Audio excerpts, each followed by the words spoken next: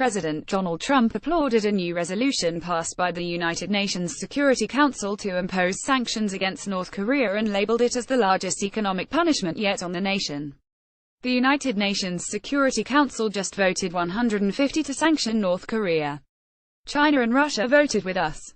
Very big financial impact, Trump tweeted August 5. The United Nations Security Council just voted 150 to sanction North Korea. China and Russia voted with us. Very big financial impact. Donald J. Trump at Real Donald Trump August 5, 2017. He detailed the impact in a follow-up tweet. United Nations resolution is the single largest economic sanctions package ever on North Korea.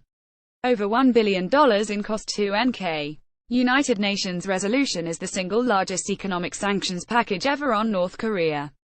Over $1 billion in cost to NK. Donald J. Trump at Real Donald Trump August 5, 2017. Trump has sought China's help to deal with security threats from North Korea's nuclear weapons program and has called on other nations to join the United States in implementing sanctions against North Korea.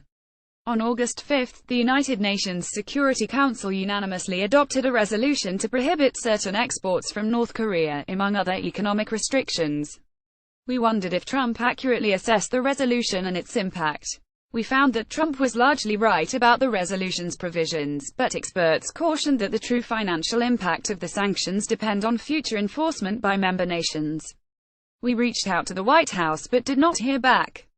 On August 5, the 15 nations that make up the United Nations Security Council unanimously adopted Resolution 2371-2017 to place new sanctions on North Korea. The resolution comes after North Korea's most recent ballistic missile launches, in violation of a ban on nuclear and missile tests. The new UN resolution says North Korea shall not supply, sell or transfer coal, iron ore, seafood, lead or to other countries. UN member states shall not increase the number of work permits for North Korean nationals unless approved by the Security Council Committee, based on concerns that their earnings support North Korea's nuclear and ballistic missile programs. States shall prohibit the opening of new joint ventures or cooperative entities with North Korean entities and individuals, or the expansion of existing joint ventures through additional investments. The resolution also identified 9 individuals and 4 entities that would become subject to a travel ban and asset freeze. The asset freeze extends to the Foreign Trade Bank, a state-owned bank that serves as North Korea's primary foreign exchange bank. Provisions in the resolution could reduce North Korea's revenue by about $1 billion, according to statements from delegates in the Security Council.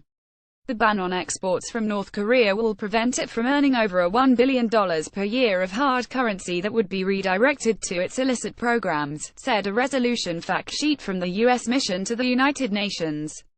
The East Asian nation earns about $3 billion per year from export revenues, the fact sheet said. Trump's tweet on the gravity of the sanctions echoes what Nikki Haley, the U.S. ambassador to the United Nations, said after the resolution passed. This resolution is the single largest economic sanctions package ever leveled against the North Korean regime, Haley said August 5.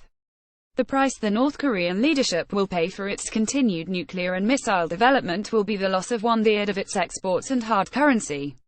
This is the most stringent set of sanctions on any country in a generation.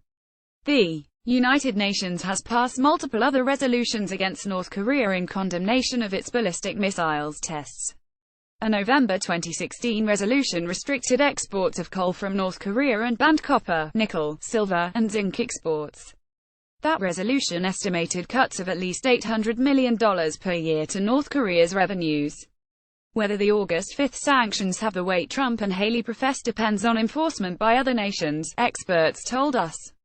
The latest sanctions could be the biggest economic sanctions resolution imposed on North Korea, measured in the amount of hard currency provided to the regime, if enforced, said Bonnie Glaser, a senior advisor for Asia and director of the China Power Project for Center for Strategic and International Studies. The claim that the United Nations sanctions would cost North Korea more than $1 billion is based on the assumption of full and perfect enforcement by all member states, said Benjamin Katz Silberstein, associate scholar at Foreign Policy Research Institute and co-editor of North Korean Economy Watch. Judging by previous sanctions rounds and sheer logic, this is virtually impossible and extremely unlikely because China tends to be lax in enforcement even of resolutions against North Korea that it votes in favor of, Katz Silberstein said. In a post for North Korean Economy Watch, Zef Silberstein noted that if a previous resolution had already been implemented in full, North Korea's export revenues would already have been badly hit. Trump tweeted, "United Nations resolution is the single largest economic sanctions package ever on North Korea. Over $1 billion in cost to NK." The United Nations Security Council on August 5 passed a resolution to sanction North Korea in response to its ballistic missile tests. The resolution bans the country's export of coal, iron ore, seafood, lead and lead ore to other countries, freezes assets of certain entities and individuals, and prevents other nations from increasing the number of work permits to be issued to North Korean nationals. Overall, the sanctions could represent about $1 billion in costs to North Korea, but experts say that greatly depends on other nations' full enforcement of the sanctions. Trump's statement is accurate but needs clarification or additional information. We rate it mostly true.